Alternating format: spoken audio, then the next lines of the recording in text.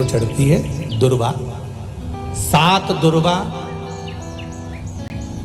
उस दुर्वा का जल भगवान शंकर को समर्पित करने का प्रयास करिए। इसी श्राद्ध पक्ष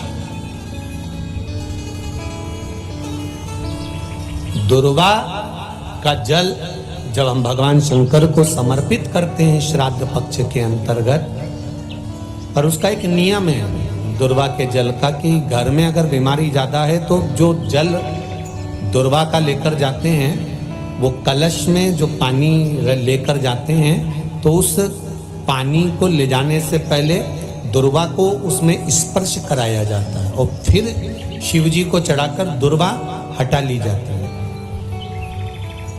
दुर्वा शंकर भगवान पर नहीं चढ़ाना है, केवल जल समर्पित करना, दुर्वा को हटाना। अगर बीमारियां बढ़ रही हैं और वो केवल श्राद्ध पक्ष में करें, उसका फल आपको मिलेगा। कर आप शिव जी से स्मरण। अहंकार देवर्षि नारद का तोड़ने के लिए भगवान शंकर ने कह दिया तुम ये बात किसी से नहीं कहना, फिर भी अभिमान अभिमान। ऐसा नहीं है कि अभिमान नहीं टूटता। आप किसी को कुछ नहीं दे सकते, तो श्राद्ध पक्ष में जब आप भगवान शंकर का आराधना करें तो 27 मनके की माला से अगर आप भगवान शिव का नाम जप कर रहे हैं, 27 मनके की माला से आप भगवान का भजन कर रहे हैं, 27 बार आप मुख से भगवान का नाम ले रहे हैं, 27 बार आप भगवान का स्मरण कर रहे हैं, तो ये श्राद्ध पक्ष में आपने तर्पण करा ना करा, पिंड करा ना करा, गया गए ना गए, आपने कुछ दिया ना दिया, आपने कुछ प्रदान करा ना करा, पर 27 बार भगवान शंकर का नाम या राम का नाम या कृष्ण का नाम आप अगर अपने पूर्वजों के निमित्तार्थ भी ले लेते हैं तो शिव महापुराण की कथा कहती है कि श्राद्ध पक्ष में उन्हें गया पिंड तर्पण ब्रह्म कमाली का फल मिल जाता है और उनकी मुक्ति निश्चित हो जाती है। कितनी बार जपना है? केवल 27, केवल 27, उससे ज्यादा कुछ। और यदि 27 बार आप भगवान का नाम नहीं भी जप सकते और आपको लग रहा है कि पितृ दोष के 4 लक्षण आपके पास में, पितृदोष के 4 लक्षण बड़े होते हैं। पहला, घर में एक ना एक बीमार पड़ा रहता है, एक ठीक होगा एक बीमार होगा, एक ठीक होगा एक बीमार होगा, ये पितृदोष का लक्षण।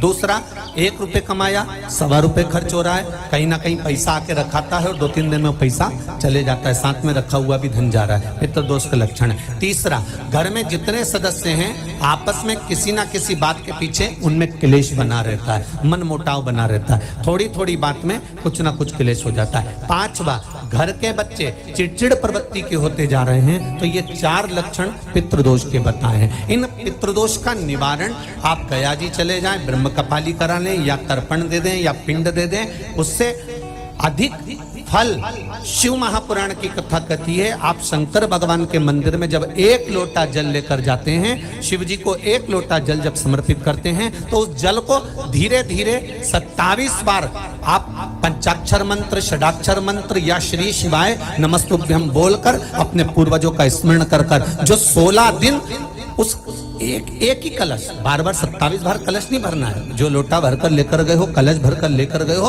उसी को 27 बार आपको केवल शिव जी पर गिराना है। जो 27 बार जल एक ही कलश का समर्पित कर देता है उसके पूर्वजों को तुरंत मुक्ति फल प्राप्त हो जाता है, उसको फिर तर्पण आदि की जरूरत नहीं पड़ती।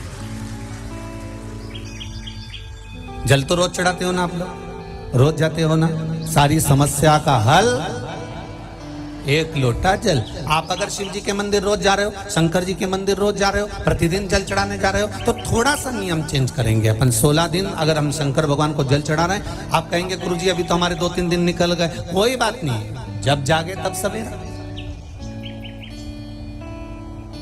कोई जरूरी है कि वो पीछे के 2-3 दिन निकल गए तो हम कैसे नहीं, आप कल से प्रारंभ कर दो कि शिव जी के मंदिर में जब जल चढ़ाने जाओ तो जल को 27 बार धीरे धीरे कर चढ़ाना प्रारंभ करिए।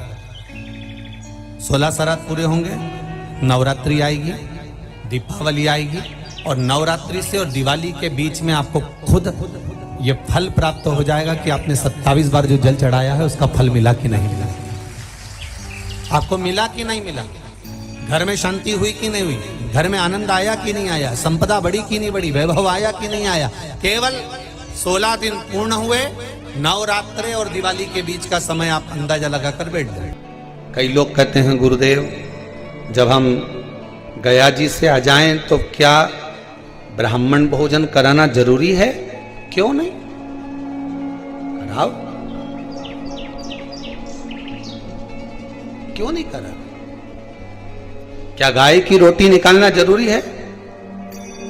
स्वान की रोटी निकालना जरूरी है? कौवे की रोटी निकालना जरूरी है? हम कहते हैं अगर श्राद्ध गया जी का हो गया तो भले कौवे की मत निकालो, पर गाय की, स्वान की, ब्राह्मण जन की भोजन प्रसाद जरूर।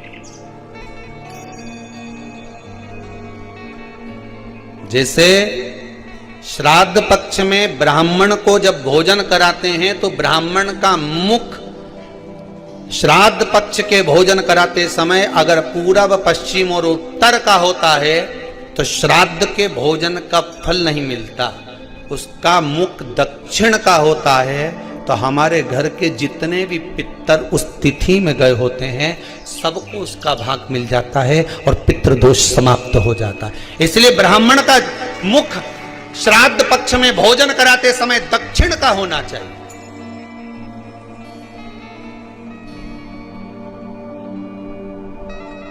ब्राह्मण का मुख दक्षिण का।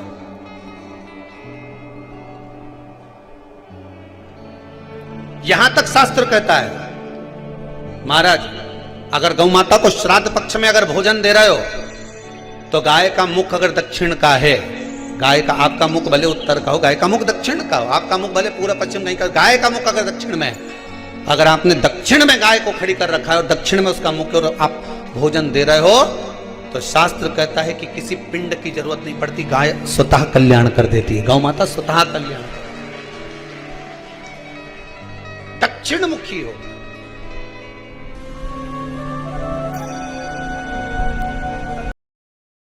में किसी एक माता जी ने प्रश्न करा था कि हमारे यहाँ पर अगर कोई भोजन बनाने वाला नहीं हो, हमारे घर में हम भोजन ना बनाएं और ब्राह्मण को आटा, चावल, दाल, शक्कर ये सब थाली में लगाकर सीधा बनाकर सीधा सीधा दे दिया जाए तो क्या श्राद्ध पक्ष में ये स्वीकृत है? श्राद्ध पक्ष में क्या ये मान्य है? सीहोर से जब ऑनलाइन कथा चल रही थी चैनल पर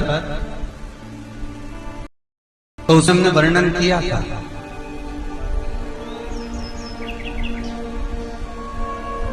कि 16 दिन श्राद्ध के 16 दिन में से अगर आप किसी एक दिन भी किसी के निमित्त भी, दादा परदादा किसी के भी निमित्त भी एक दिन भी यदि आपने श्राद्ध किया है किसी एक दिन और वो श्राद्ध किया और भोजन बनाया और भोजन बनाने के लिए जो अग्नि घर के अंदर गैस हो, अग्नि हो, चूल्हा हो, सिगड़ी हो, जो तुमने प्रकट किया है, जो अग्नि को प्रज्वलित किया है, उस अग्नि को हम भोजन बनाने के लिए श्राद्ध पक्ष में जब प्रज्वलित करते हैं, जलाते हैं तो शिव महापुराण की कथा और लिंग पुराण की कथा, नर्मदा पुराण की कथा स्पष्ट कहती है कि उस घर में जो पितरों का दोष होता है, आहुरों का दोष होता है, वासुकों का दोष होता है, वो अग्नि को प्रकट करने से वो दोष धीरे धीरे समाप्त होने लगता है।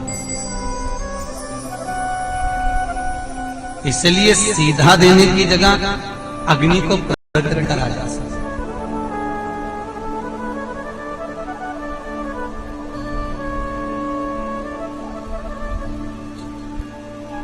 निवेदन गरुड़ पुराण को उठाइए, तीसरा अंश देख लीजिए और गरुड़ पुराण का तीसरा अंश कहता है ऐसी अवस्था में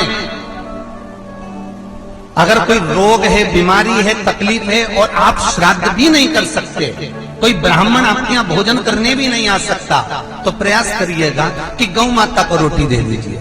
फिर कोई प्रश्न करे कि हम बाहर निकल ही नहीं सकते, श्वान को रोटी दे दीजिए, कुत्ते को भी नहीं दे सकते, तो अपने छत पर जाकर रोटी का टुकड़ा तोड़कर कौओं के लिए रख दीजिए। यहां तक शिव महापुराण वर्णन करती है, गरुड़ पुराण वर्णन करती है।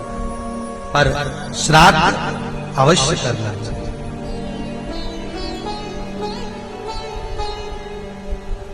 अब दूसरा क्रम एक और आता है कि अगर गया जी कर दिए तो घर में अग्नि में धूप देना है कि नहीं देना, खीर पूरी अग्नि के ऊपर छोड़ना कि नहीं छोड़ना, कंडा जलाकर धूप देना है कि नहीं देना।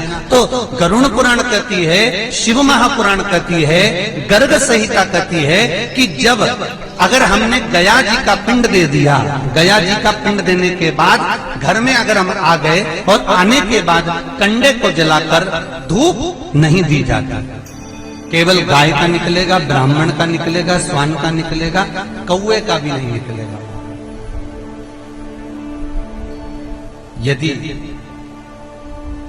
आप गया जी होकर आ गए और होकर आने के बाद आपके कुल में, आपके गोत्र में कोई शांत हो गया तो फिर वापस धूप दिलाना प्रारंभ हो जाता है, फिर वापस फिर धूप देना पड़ता है। दोस्तों, आशा है गुरुजी द्वारा बताई गई विधि और